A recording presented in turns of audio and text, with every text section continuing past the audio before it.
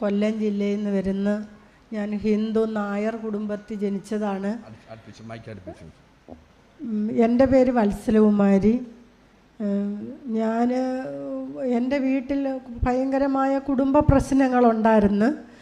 അപ്പോൾ ആ കുടുംബ പ്രശ്നത്തിൽ ഞാൻ ഒരുപാട് വിഷമിച്ച് നിൽക്കുന്ന സമയത്ത് ഒരു ദിവസം രാത്രിയിൽ ഞാൻ എൻ്റെ ഒരു കൂട്ടുകാരിയെ വിളിച്ചിട്ട്, എവിടെങ്കിലും അനുഗ്രഹിക്കുന്നിടം വല്ലതും ഉണ്ടോ, എവിടെങ്കിലും എനിക്ക് എൻ്റെ കഷ്ടതകൾ മാറ്റിത്തരാൻ എവിടെങ്കിലും ഒരിടമുണ്ടോ, ഒന്ന് പറഞ്ഞു തരുമോ എന്ന് ഞാൻ എൻ്റെ ഒരു കൂട്ടുകാരിയെ വിളിച്ച് സംസാരിച്ചപ്പോൾ, എനിക്കൊന്ന് രക്ഷപ്പെടണം, എന്താണെന്ന് വെച്ചാൽ ഞാൻ അങ്ങേയറ്റത്തെ ഹൃദയവേദന അനുഭവിച്ച് എന്നെ തിരിച്ചറിയാൻ പറ്റാത്ത നാട്ടിൽ വന്ന് ഞാനൊരു വീട് വാടകയ്ക്കെടുത്ത് താമസിക്കുക, എന്നെ ഒന്ന് രക്ഷപ്പെടുത്തു നീ എന്ന് പറഞ്ഞു. അപ്പോൾ അവൾ പറഞ്ഞ്, ചേച്ചി ആലപ്പുഴ കൃപാസനം എന്നും പറഞ്ഞൊരു പള്ളിയുണ്ട്, അവിടെ വലിയ അനുഭവമാണെന്ന് പറയുന്നു. എനിക്കൊരു പത്രം കിട്ടി, ഞാൻ ഇതുവരെ അവിടെ പോയിട്ടില്ല. അപ്പോൾ ഞാൻ ആ പത്രം എൻ്റെ സ്ഥാപനത്തിൽ വെച്ച് എനിക്ക് ഒത്തിരി മാറ്റം തോന്നുന്നുണ്ട്. പിന്നെ ഞാൻ വേറൊരിടത്ത് പോയപ്പം യാത്രാവേളയിൽ ഒരു മുസ്ലിം സ്ത്രീ ഈ പത്രം വീണ്ടും എനിക്ക് തന്ന്, ഞാനന്നേരം എനിക്കിത് കിട്ടിയതാണെന്ന് പറഞ്ഞു. അപ്പോൾ അവർ പറഞ്ഞ്, മോൾ അവിടെ പോകണം, നല്ലതാണെന്ന് പറഞ്ഞു ചേച്ചി എന്ന് പറഞ്ഞു. അപ്പോൾ ഞാൻ ചോദിച്ചു, മോളെ അവിടെ ഒന്ന് പോകുന്നതിന് എങ്ങനെയാണ് വഴിയൊന്ന് പറഞ്ഞു തരുമോ? അപ്പോൾ അവൾ ആ രാത്രിയിൽ എനിക്ക് ഫോണിലൂടെ വഴി പറഞ്ഞു തന്ന്. ഞാൻ പിന്നെ ഒന്നും നോക്കിയില്ല. പിറ്റേന്ന് രാവിലെ വെളുപ്പിനെ ഞാനിവിടെ വന്നപ്പോഴേ അറിഞ്ഞ ഉടമ്പടി എടുക്കുന്നെന്നും പറഞ്ഞൊരിതുണ്ടെന്ന്. അപ്പം എനിക്ക് ഉടമ്പടിയെക്കുറിച്ചൊന്നും അറിയത്തില്ല. ഞാൻ ഓടി നടന്ന് പലരോടും ചോദിച്ചപ്പം അന്ന് ഉടമ്പടി ഇല്ല, ഇതുപോലെ ഇവിടെ ധ്യാനം നടക്കുക. ഞാൻ വെളിയിൽ പോയി നിന്ന് കുറച്ച് നേരമൊക്കെ അമ്മയെടുക്ക വന്നൊന്ന് പ്രാർത്ഥിച്ച് വെളിയിലുമൊക്കെ നിന്നും വെച്ച് ഞാനങ്ങ് പോയി. രണ്ടാമത് പിന്നെയും ഞാനിവിടെ എന്നുണ്ട് ഉടമ്പടി എന്ന് തിരക്കുന്നില്ല. പിറ്റേന്ന് വീണ്ടും വെളുപ്പിലേഞ്ഞ് ഓടി ഇവിടെ വരിക ചെയ്തത്. ഇവിടെ വന്നപ്പോൾ അന്ന് ഉടമ്പടി ഇല്ല. ഞാനിവിടെ അമ്മ മാതാവിൻ്റെ അടുക്ക തൊഴുത് പ്രാർത്ഥിച്ചേച്ച് വെളിയിലോട്ട് ഇറങ്ങി അപ്പുറത്തെ വീട്ടിലോട്ട്. എനിക്ക് കിഡ്നിക്ക് അസുഖമുള്ള കൂട്ടത്തിലാണ്.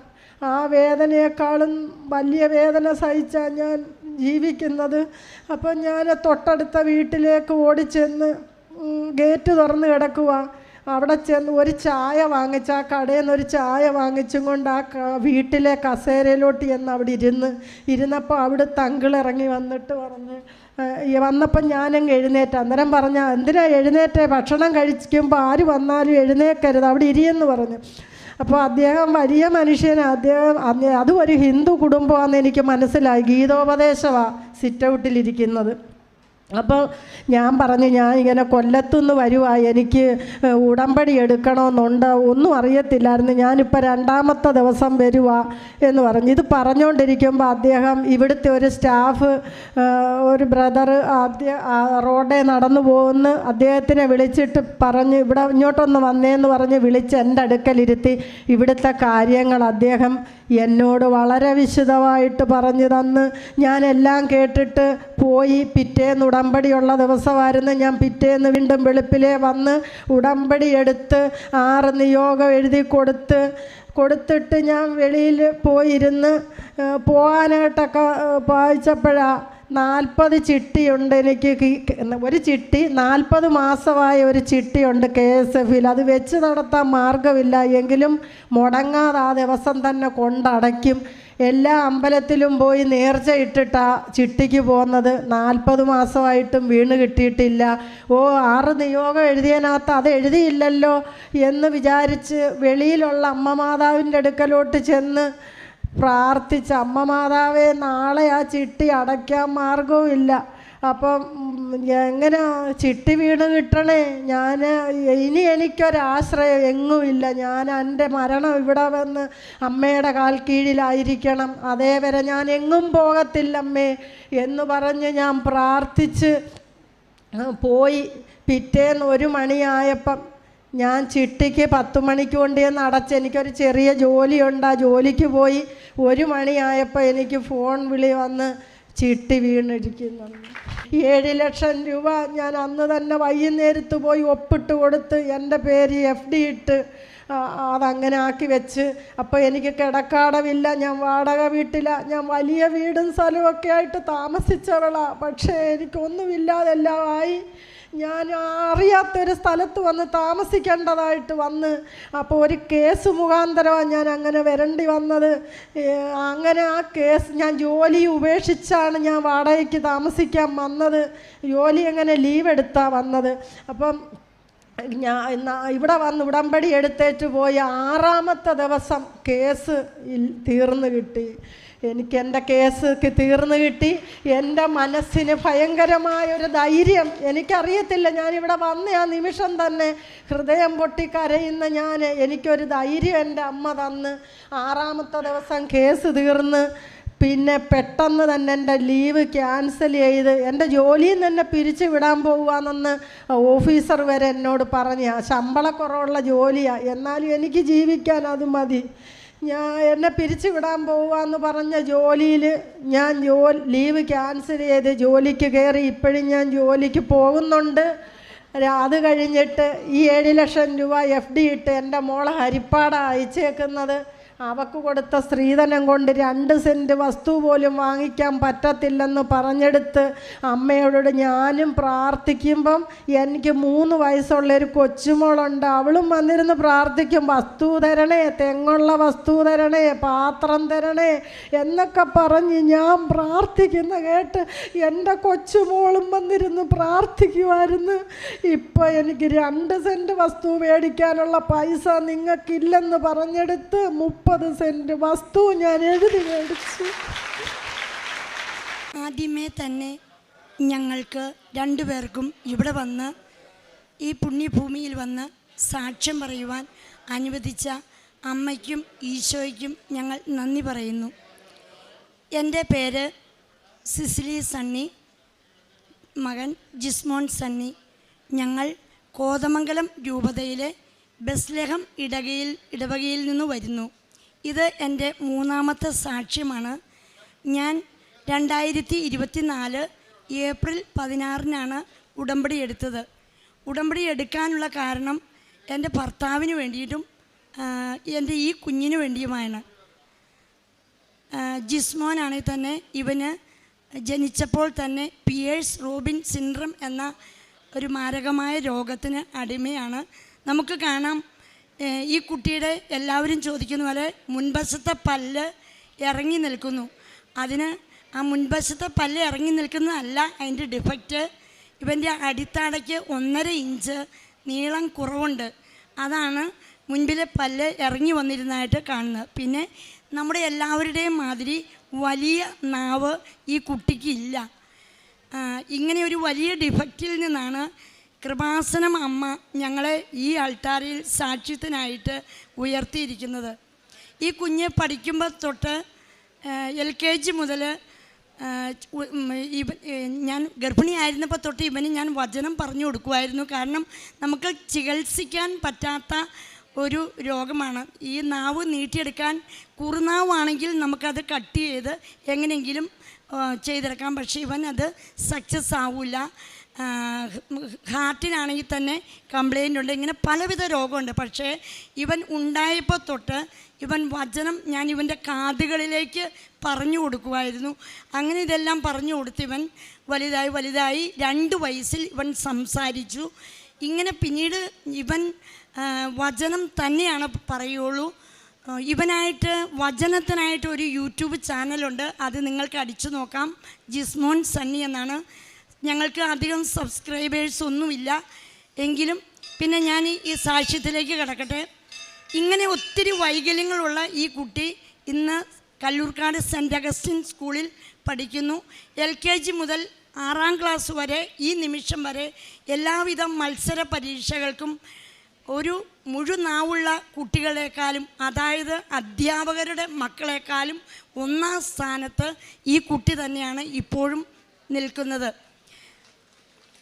അമ്മയ്ക്ക് നന്ദി പറയുന്നു. ഇങ്ങനെയെല്ലാം ഡിഫക്റ്റുകളെ എല്ലാം മാധ്യമങ്ങൾ ആഘോഷിക്കുന്ന ഒരു കാലമാണ്. അപ്പോൾ ധാരാളം പേര്, അന്ന് ഞങ്ങളുടെ വീട് ഒരു ഒറ്റമുറി വീടായിരുന്നു. അപ്പോൾ ഈ കുട്ടിയെക്കുറിച്ച് മാധ്യമങ്ങളൊക്കെ അറിഞ്ഞ് ഞങ്ങളുടെ വീടുകളിലൊക്കെ വന്നു. അവർ ഫോട്ടോയൊക്കെ എടുത്തുകൊണ്ട് പോയി. അവർ സബ്സ്ക്രൈബേഴ്സും മറ്റുള്ളവരും ഒത്തിരി അവരൊക്കെ സമ്പാദിച്ചു. പക്ഷെ ഞങ്ങൾക്ക് ഞങ്ങളൊരു പരാതിയും പറഞ്ഞില്ല.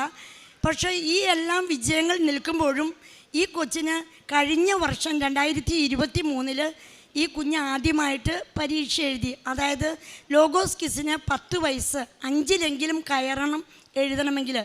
ഈ കഴിഞ്ഞ വർഷം ഇവൻ 4.5 ലക്ഷം പേരിൽ നിന്ന് 600 പേരെ തിരഞ്ഞെടുത്തു. അതിൽ ഒന്നാമനായി. 600 പേരിൽ നിന്നും 60 പേരെ തിരഞ്ഞെടുത്തു. 60 പേരിൽ നിന്നും 6 പേരെ തിരഞ്ഞെടുത്തു. ആ 6 പേരിൽ ഒന്നാമനായിട്ട് എ ഗ്രൂപ്പിൽ ഒന്നാമനായിട്ട് ഇവൻ ജയിച്ചു. അമ്മയ്ക്ക് നന്ദി. വീണ്ടും ഈ വർഷം ഞങ്ങൾ വലിയ പ്രതീക്ഷയോടുകൂടിയാണ് മത്സരത്തിന് ഒരുങ്ങിയത്. ഞങ്ങൾ ഈ കുഞ്ഞിന് ഏതെല്ലാം സ്കൂൾ, ഇപ്പോൾ ഒരു 3 സ്കൂള് ഞങ്ങൾ മാറി. കാരണം ഞങ്ങൾ എത്രത്തോളം അച്ഛൻ്റെ ക്ലാസ്സുകളൊക്കെ ഞങ്ങൾ കേൾക്കാറുണ്ട്. നമ്മൾ കേൾക്കുമ്പോൾ അറിയാം, ഈശോയിലേക്ക് അടുക്കുന്നവർക്ക് ഈശോ സാന്നിധ്യമായിട്ട് കൊടുക്കുന്നത് കണ്ണീരും കഷ്ടപ്പാട്, പ്രത്യേകിച്ച് കുരിശുകൾ. എല്ലാവരും ഞങ്ങളെ കളിയാക്കാറുണ്ട്. എന്നും വചനം വായിക്കുന്നു, എന്നും വിശുദ്ധ കുർബാനയ്ക്ക് പോകുന്നു. അങ്ങനെ ഞങ്ങൾ ഇതെല്ലാം പ്രതിസന്ധികൾ കഴിഞ്ഞുപോയി. ഈ വർഷവും ഈ കുഞ്ഞ് പരീക്ഷ എഴുതി രൂപതകളിൽ 1ാം സ്ഥാനം നേടി. പിന്നീട് ഞങ്ങൾ ഇവിടെ വന്ന് എല്ലാ ആഴ്ചയിലും ഞാൻ അമ്മയുടെ അടുത്ത് വന്ന് പ്രാർത്ഥിച്ച് പേപ്പറൊക്കെ കൊടുത്ത് അനേകരെ വിശ്വാസത്തിൽ കൊണ്ടുവരുമായിരുന്നു. ഈ പ്രശ്നം വന്നു കഴിഞ്ഞപ്പോൾ ഞങ്ങൾക്ക് അമ്മേ ഞാൻ ഉടമ്പടി എടുത്തതല്ലേ എന്ന് നിയോഗം വെച്ചുകൊണ്ട് ഈ പരീക്ഷയുടെ തലേ ദിവസം ഞങ്ങളിവിടെ വന്നു, അമ്മയുടെ അടുത്ത് പ്രാർത്ഥിച്ചു. അതായത് ഞങ്ങളെന്നും അച്ഛൻ്റെ ക്ലാസ്സുകൾ, ഞാൻ മാത്രമല്ല ക്ലാസ് കൂടുന്നത്. ഈ കുട്ടി സ്കൂൾ വിട്ട് വന്നു കഴിയുമ്പോൾ ഞാൻ പറഞ്ഞല്ലോ 2024 ഏപ്രിൽ 16 ഞാൻ ഈ കുട്ടിയുമായിട്ട് വന്ന് ഉടമ്പടി എടുത്തത്. അപ്പോൾ എന്നൊക്കെ ഞാൻ ഇവിടെ വന്നോ അതിന് മുമ്പ് വരുന്നതിന് മുമ്പും ഈ ബസ്സിലും ഞാൻ ഈ കുട്ടിയെ അച്ഛൻ്റെ ക്ലാസ് സാക്ഷ്യങ്ങളെല്ലാം കേൾപ്പിക്കും. ഈ അച്ഛൻ്റെ ക്ലാസ്സിൽ അധികവും വചനങ്ങളല്ല, വചനങ്ങളുടെ ആന്തരിക അർത്ഥങ്ങളാണ്. അതായത് അച്ഛൻ പറയും വാക്കിനകത്ത് ഒളിഞ്ഞിരിക്കുന്ന ദാനം. ഈ കൊച്ച് ഞാൻ കേൾക്കുന്നതോടൊപ്പം ഇതെവിടെ നിന്ന് ഈ അർത്ഥങ്ങളൊക്കെ അച്ഛന് കിട്ടുന്നു, ഇതെല്ലാം നോട്ട്ബുക്കിൽ നമ്മുടെ ബഹുമാനപ്പെട്ട ജോസഫ് അച്ഛൻ പറയുന്ന പുതിയ പുതിയ വാക്കുകൾ, വചനങ്ങളുടെ വാക്കുകൾ ഇവൻ നോട്ട്ബുക്കിലെടുത്തു. അച്ഛൻ പറയുന്ന വാക്കുകൾ, വചനങ്ങളെല്ലാം അവൻ ബൈഹാർട്ടാക്കി പഠിച്ചു. ഇത് കൃപാസന അമ്മയുടെ അനുഗ്രഹം കൊണ്ടാണ് ഈ അച്ഛൻ്റെ ക്ലാസ് കൂടുവാനും ഈ സാക്ഷ്യങ്ങൾ കേൾക്കുവാനും. അതായത് ഈ ലോഗോസ് ക്വിസിൽ ഒരുപാട് ജനറൽ നോളജിൻ്റെ ചോദ്യങ്ങളുണ്ട്. ഈ അച്ഛൻ ക്ലാസ്സിലൂടെ ഒത്തിരി കാര്യങ്ങൾ നമുക്ക് പറഞ്ഞു തരുന്നുണ്ട്. ഇതെല്ലാം ഈ കുട്ടി നോട്ട്ബുക്കിൽ എഴുതി. അങ്ങനെ ഇതെല്ലാം ഞങ്ങൾക്ക് അമ്മ അനുഗ്രഹം തന്നു. അങ്ങനെ ഫൈനൽ മത്സരത്തിന് ഞങ്ങൾ പോകുന്നതിന് ഏതാനും ദിവസം ആ ആഴ്ചയിലെ തിങ്കൾ മുതൽ വെള്ളി വരെ ഞങ്ങൾ കൃപാസന അമ്മയ്ക്ക് കൊടുത്തു. ഒരു വിഷയം പോലും കുഞ്ഞ് സ്കൂൾ വിട്ടു വന്നാൽ പഠിക്കുന്നില്ല. 253 മണി ജപവും പ്രത്യക്ഷീകരണ പ്രാർത്ഥനയും ചൊല്ലി അമ്മയെ കൃപാസന അമ്മ പറഞ്ഞിട്ടില്ലേ വാഗ്ദാനങ്ങളുടെ പേടകമാണെന്ന് പ്രത്യക്ഷീകരണ പ്രാർത്ഥനയിൽ പറഞ്ഞിട്ടില്ലേ, എങ്കിൽ എനിക്ക് അമ്മയുടെ സാക്ഷിയാകാൻ പറ്റണമേ. എനിക്ക് പഠിക്കുവാനായിട്ട് ജനറൽ നോളജിൻ്റെ ഒരു പുസ്തകമുണ്ട്, ബൈബിൾ പഠനം ഒരാമുഖം. അത് രൂപതയിൽ നിന്ന് ഞങ്ങൾക്ക് കിട്ടിയിട്ടില്ല. അങ്ങനെയാണ് ഞങ്ങൾ ജപമാലയിലേക്കും പ്രത്യക്ഷീകരണ പ്രാർത്ഥനയിലേക്കും ഈ അച്ഛൻ്റെ ക്ലാസ് സ്കൂൾ വിട്ട് വന്നിട്ട് ചെല്ലാൻ തുടങ്ങിയത്.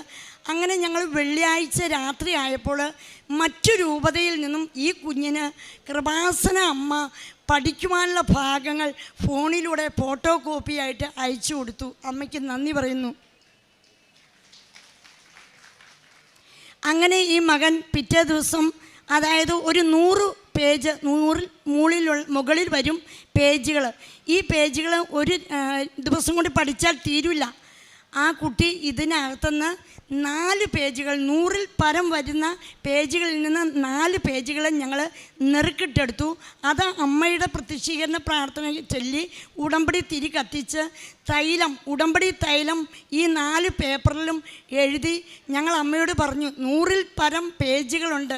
ആ സ്റ്റേജിൽ കയറുന്ന, ഫൈനൽ മത്സരത്തിൽ കയറുന്ന എല്ലാവരും പഠിച്ചിട്ടാണ് കയറുന്നത്. അമ്മേ, എൻ്റെ മകൻ പഠിച്ചിട്ടില്ല. ഈ 4 പേജിലെ ഈ ഉത്തരങ്ങൾ അമ്മയ്ക്ക് സമർപ്പിക്കുന്നു. അമ്മയുടെ അനുഗ്രഹം എന്ന് പറയട്ടെ, 100-ൽ പരം പേജുള്ള ആ പുസ്തകത്തിൽ നിന്ന് ഞങ്ങൾ സെലക്ട് ചെയ്ത ആ 4 പേജിൽ നിന്നും 30 ചോദ്യം കൊടുത്ത് ഞങ്ങളുടെ ജിസ്മോനെ വിജയിപ്പിച്ചു. എല്ലാവർക്കും ഫസ്റ്റ് ആണ് അവിടെ കയറിയത് പല ഗ്രൂപ്പിൽ നിന്ന്. പക്ഷേ അമ്മ ഞങ്ങൾക്ക് സാക്ഷ്യം അനുഗ്രഹം തന്നു.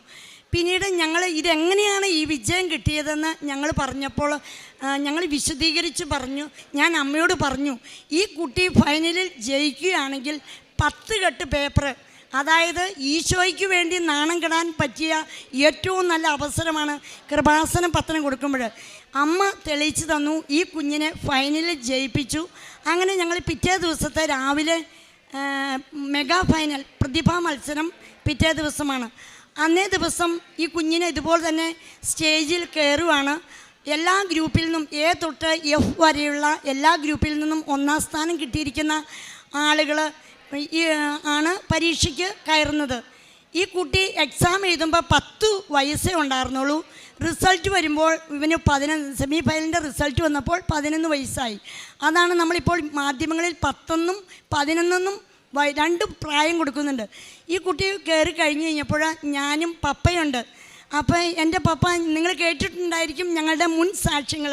പപ്പ ഒരു മദ്യപാനത്തിൻ്റെ ലെവലിലൊക്കെ പാമ്പ് കടിച്ചൊക്കെ സാക്ഷ്യം പറഞ്ഞിട്ടുണ്ട്.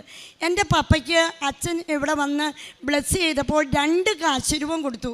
അപ്പോൾ ഞങ്ങൾ വീട്ടിൽ ചെന്ന് പറഞ്ഞു, ഒന്ന് ഉടമ്പടി കാശുരൂപം ഞാൻ എടുത്തിട്ടുണ്ട്, ആ കാശുരൂപം എപ്പോഴും കൊച്ചിൻ്റെ കയ്യിലാണ്.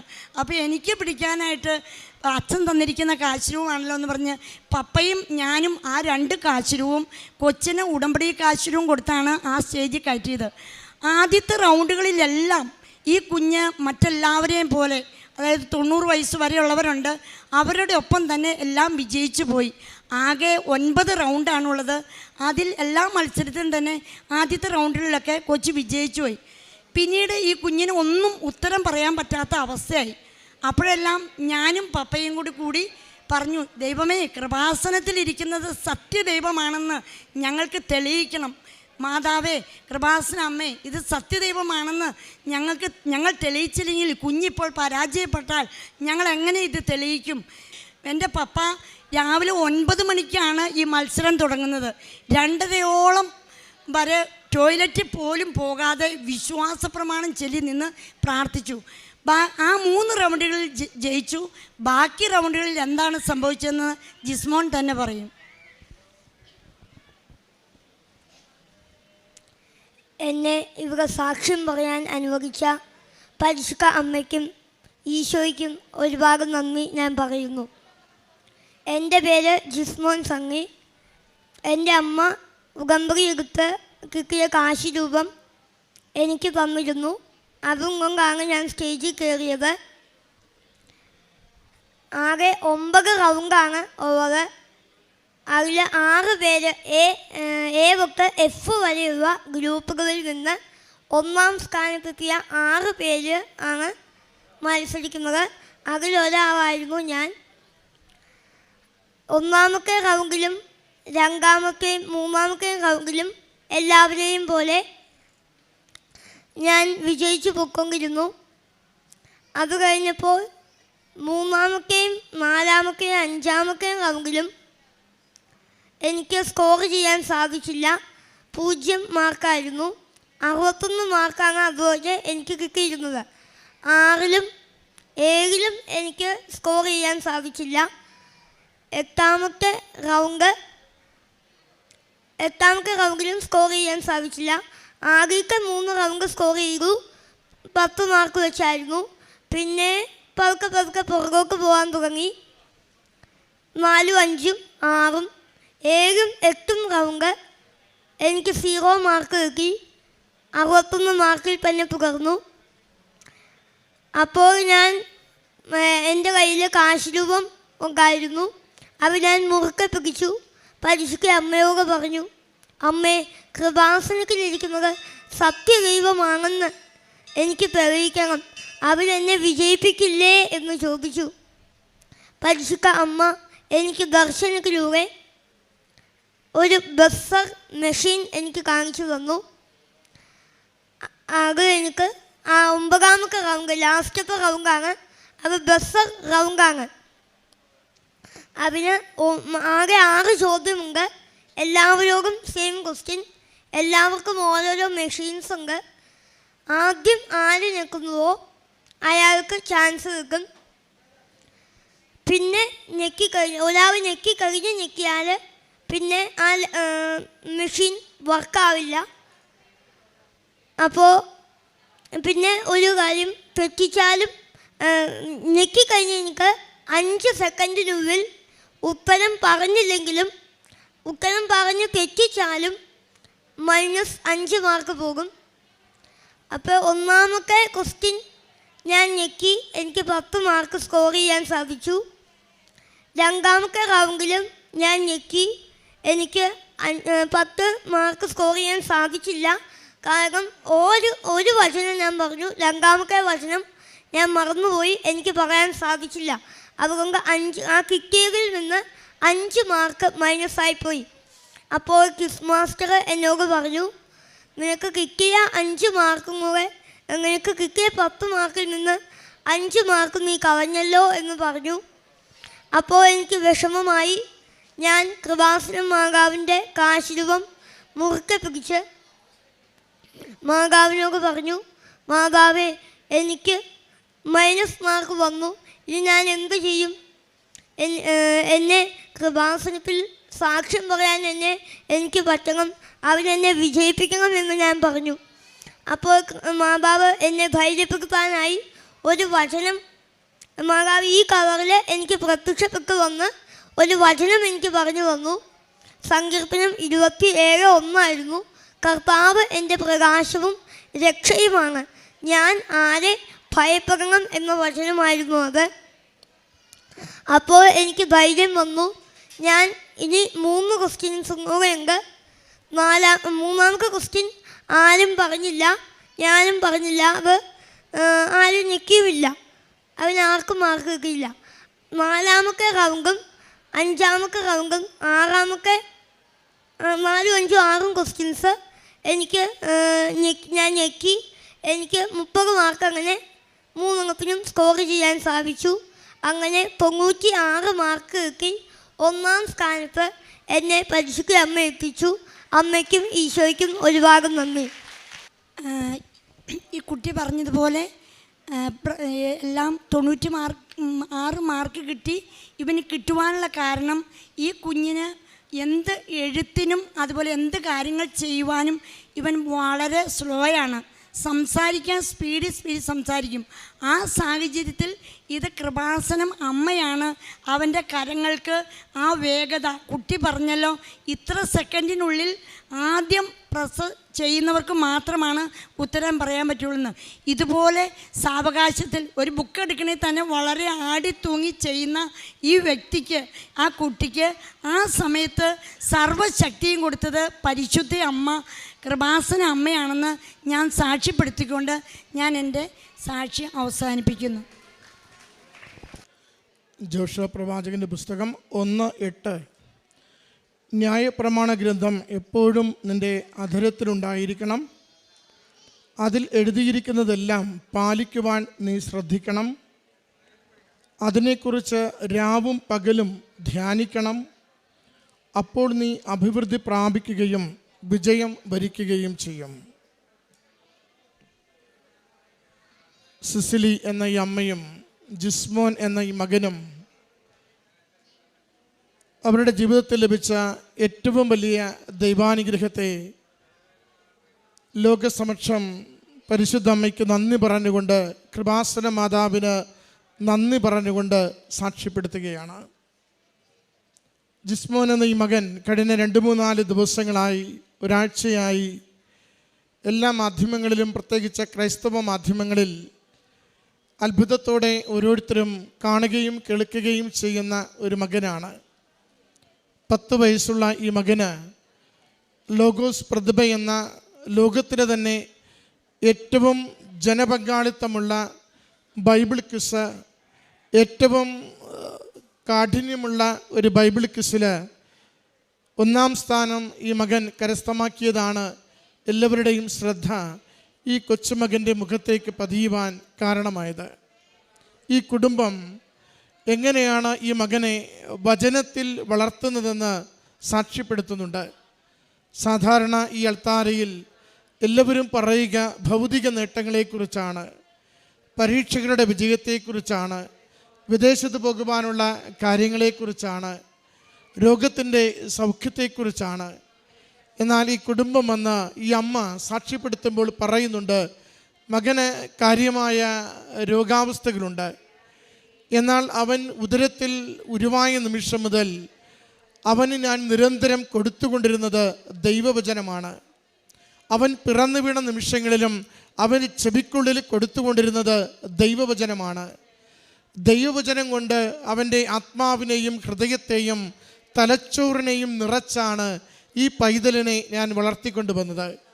അതുകൊണ്ട് അവൻ ആദ്യം എഴുതിയ പരീക്ഷയിൽ ഏറ്റവും മുൻനിരയിലെത്തിയ എ കാറ്റഗറിയിലെ 1-ാം സ്ഥാനത്തോടു കൂടി പ്രതിഭാപട്ടത്തിന് വേണ്ടിയുള്ള 6 പേരുടെ മത്സരത്തിൽ പങ്കുചേരും വിധം അവൻ്റെ ബുദ്ധിയെ ദൈവം പ്രകാശിപ്പിച്ചു, ഹൃദയത്തെ ദൈവം ജ്വലിപ്പിച്ചു.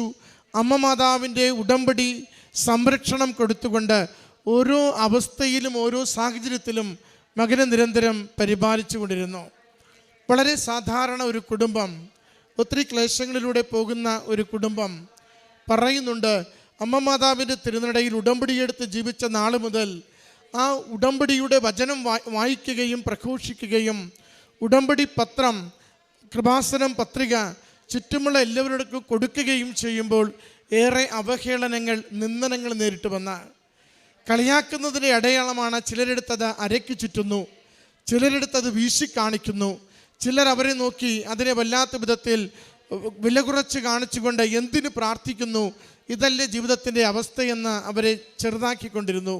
എങ്കിലും വലിയ ദൈവം വലിയ അനുഗ്രഹങ്ങൾ അമ്മ മാതാവിൽ ആശ്രയിച്ച് പ്രാർത്ഥിക്കുമ്പോൾ കൊടുക്കുമെന്ന നല്ല വിശ്വാസം ഈ കുടുംബത്തെ അനുനിമിഷം നയിച്ചതാണ് അവരുടെ സാക്ഷ്യത്തിൽ ആവർത്തിച്ച് വ്യക്തമാക്കുന്നത്. കുടുംബം പറയുന്നുണ്ട്, ഈ ലോഗോസിൻ്റെ ആദ്യ വർഷം എ കാറ്റഗറിയിൽ 1-ാം സ്ഥാനം നേടിയപ്പോൾ അന്ന് തന്നെ മനസ്സിൽ തീരുമാനിച്ചു, ലോകത്തിനു മുമ്പിൽ കൃപാസന മാതാവിനെ സാക്ഷ്യപ്പെടുത്തുന്നതിന് അമ്മ മാതാവ് സത്യദൈവത്തിൻ്റെ സാന്നിധ്യമാണ് ഈ ആലയത്തിലുള്ളതെന്ന്, ജോസഫ് അച്ഛനിലൂടെ ലോകത്തിൽ ഈ കാലഘട്ടത്തിൻ്റെ സുവിശേഷമാണ് പങ്കുവെക്കപ്പെടുന്നതെന്ന്, ദൈവനാമത്തെ മഹത്വപ്പെടുത്തിക്കൊണ്ട് ആത്മാക്കളെ ലോകത്തിൽ നിന്നും ദൈവത്തിന് വേണ്ടി ആത്മാക്കളെ നേടുന്ന വലിയ ശുശ്രൂഷയാണ് ഈ ആലയത്തിൽ നിരന്തരം നടക്കുന്നതെന്ന് ലോകം അറിയുന്നതിന് വേണ്ടി എൻ്റെ മകന് ലോഗോസിൻ്റെ പ്രതിഭയാക്കുന്നതിന് വേണ്ടി സഹായിക്കണമേ എന്ന്. ഭൗതികമായൊരു നേട്ടത്തിന് വേണ്ടിയുമല്ല, മറിച്ച് ദൈവനാമം മഹത്വപ്പെടുന്നതിന് വേണ്ടി ഈ മകനെ ഉയർത്തണമേ എന്ന് മാത്രമാണ് കുടുംബം പ്രാർത്ഥിച്ചു കൊണ്ടിരുന്നത്. ഇടയ്ക്കൊരു വാചകം സഹോദരി പറഞ്ഞുപോയി, മകൻ കഴിഞ്ഞ വർഷം ലോഗോസിൻ്റെ എ കാറ്റഗറിയിൽ സമ്മാനം നേടിയപ്പോൾ മകൻ്റെ ഇൻ്റർവ്യൂസ് എടുത്ത് പലരും പലതും നേടിയെന്ന്. കുടുംബത്തിനൊന്നും ലഭിച്ചില്ലെങ്കിലും ഞങ്ങളൊരു പരാതിയും കൊടുത്തില്ല. കാരണം ദൈവനാമം മഹത്വപ്പെടുത്തുവാൻ വേണ്ടി ഞങ്ങൾ പാർത്ത് കാത്തിരിക്കുകയായിരുന്നു. പരീക്ഷയുടെ നാളുകളിലും പറയുന്നുണ്ട്, ഏറെ ക്ലേശങ്ങൾ അനുഭവിച്ചു. ആ ഒരാഴ്ച മുഴുവനും അവന് അസുഖങ്ങളായിരുന്നു. ഈ കുടുംബം വലിയ പ്രത്യാശയോടുകൂടി വചനത്തെ മാത്രം ഉപാസിച്ചുകൊണ്ട് പരിശുദ്ധ കൃപാസന മാതാവിൻ്റെ കാശുരൂപം നിരന്തരം 3 പേരുടെയും കരങ്ങളിൽ പിടിച്ചുകൊണ്ടാണ് ആ പരീക്ഷയുടെ അവസാന ദിവസം പങ്കുചേരുന്നത്. ആദ്യ നിമിഷങ്ങളിലൊക്കെ അവൻ മറ്റുള്ളവരെ പോലെ തന്നെ ഉത്തരങ്ങൾ പറഞ്ഞ് മുന്നേറിക്കൊണ്ടിരുന്നു. എല്ലാ ഇൻ്റർവ്യൂവിലും പറയുന്നുണ്ട്, മകൻ ഇടയ്ക്ക് വെച്ച് മുഴുവൻ പിന്മാറിപ്പോയിട്ട് എന്തുകൊണ്ടാണ് നീ ആദ്യം തന്നെ ബസർ അമർത്തിക്കൊണ്ടിരുന്നത്? അത് എല്ലാ ഇൻ്റർവ്യൂവിലും ജിസ്മിനോട് ചോദിച്ച ചോദ്യമാണ്. എല്ലാ ചോദ്യത്തിനും നീ എന്തുകൊണ്ടാണ് ബസർ ഇങ്ങനെ അമർത്തിക്കൊണ്ടിരുന്നത്, ആർക്കും അവസരം കൊടുക്കാതെ? അതിന് ജിസ്മോൻ പറഞ്ഞ ഉത്തരം, ബസർ അമർത്തിയാൽ പിന്നെ 5 സെക്കൻഡ് ഉണ്ടല്ലോ, അപ്പോൾ ഈശോപ്പ എനിക്ക് പറയേണ്ടത് ഓർമ്മിപ്പിച്ചു തരും. അതാണ് അവൻ്റെ സാക്ഷ്യം. ബസർ അമർത്തുവാൻ അവൻ ഇവിടെയാണ് അത് വ്യക്തമാക്കുന്നത്. അവന് അമ്മ മാതാവ് അമ്മയോട് പ്രാർത്ഥിക്കുമ്പോൾ കൊടുക്കുന്ന അടയാളമാണ് ബസർ. അവന് അമ്മ മാതാവ് അവനെ കണ്ണിൽ കാണിച്ചു കൊടുക്കുന്നുണ്ട്. അതുകൊണ്ട് ആരെയും നോക്കാതെ, ഒന്നിനെയും പേടിക്കാതെ അവൻ ആദ്യം തന്നെ അവൻ പറയുന്നുണ്ട്, ആ ഇൻ്റർവ്യൂകളിൽ ഞാൻ കേട്ടതൊക്കെയും എനിക്ക് ഉത്തരം അപ്പോൾ നന്നായി അറിയില്ല, പക്ഷേ എനിക്ക് അമ്മ നൽകിയ സൂചനയാണ് ബസർ അമർത്തുവാനായിട്ട്. ഞാൻ ആദ്യം തന്നെ ചോദ്യം പറയുമ്പോഴേ ബസർ അങ്ങോട്ട് അമർത്തി വയ്ക്കും. പിന്നെ കിട്ടുന്ന 5 സെക്കൻഡിൽ പറയേണ്ട ഉത്തരം അമ്മ മാതാവ് എനിക്ക് ഈശോയിലൂടെ കൃത്യമായി എനിക്ക് തോന്നിച്ചു തന്നിരുന്നു. അതെങ്ങനെ ഞാൻ പറഞ്ഞുകൊണ്ടിരുന്നുവെന്ന്. അവസാനത്തെ 3 ചോദ്യങ്ങളിൽ മറ്റെല്ലാവരെയും, കാരണം 2-3 പേര് അവൻ്റെ മുൻപിലുണ്ട്, 85 മാർക്ക് നേടിയ മറ്റൊരു വ്യക്തിയൊക്കെ മുൻപിലുണ്ട്. അവരെല്ലാവരും, മുതിർന്നവരെല്ലാവരും അത്ഭുതപ്പെടുന്ന വിധത്തിലാണ് അവസാനത്തെ 3 ഉത്തരത്തിന് ആർക്കും ഒരു അവസരം കൊടുക്കാതെ മകൻ ബസർ അമർത്തിക്കൊണ്ട് ഉത്തരം പറഞ്ഞ് പ്രതിഭാപട്ടം നേടുന്നത്.